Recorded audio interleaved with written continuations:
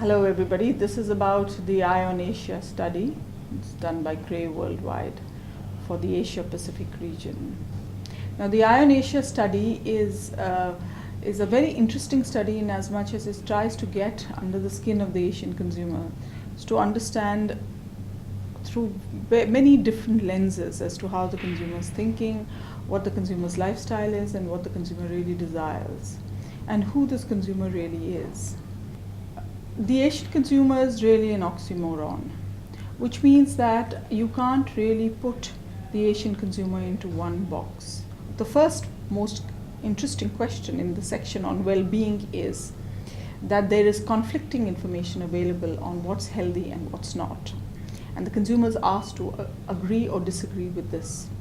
And what we find is in fact, in all of the countries, most consumers tend to strongly agree that the information that is available on what's healthy and what's not is conflicting. Now that's very, very interesting, because if the information available in the market today is conflicting according to the consumer, that means the consumer is very insecure about what kind of information on health is available. Now this could be potentially a big area for marketers of health insurance, marketers of health services, marketers of food to use in terms of the kind of information they would then like to give to their consumers on what is healthy and what is not.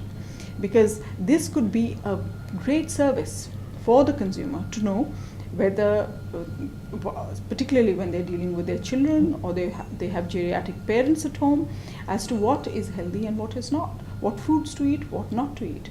Because every day in the marketplace, in the Asian context, new statistics on health are being revealed, and the consumer really doesn't know how to deal with some of these pieces of information, particularly since they have no sense of what source of information to believe and what source of information to not believe.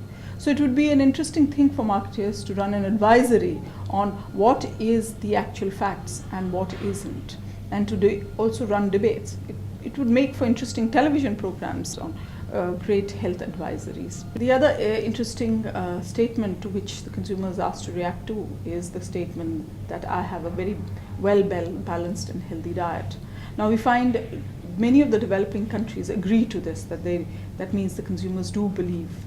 Countries like India and China, consumers are increasingly believing that they have a well-balanced and healthy diet. I mean, the percentages are somewhere between 70 and 85%. But when you look at countries like Australia, Japan, and some of the more developed countries, you find that the opinion is less strong. 50% of these consumers in these markets feel that their diets are not very well balanced and they're not that healthy. Interestingly, the Vietnamese consumer tends to believe that their diet is not that healthy and well balanced. Third interesting statement that the consumers are asked to react to is a statement on health and fitness, that they try their best to maintain their health and fitness. And this is again very interesting, that increasingly consumers are very conscious of health and fitness.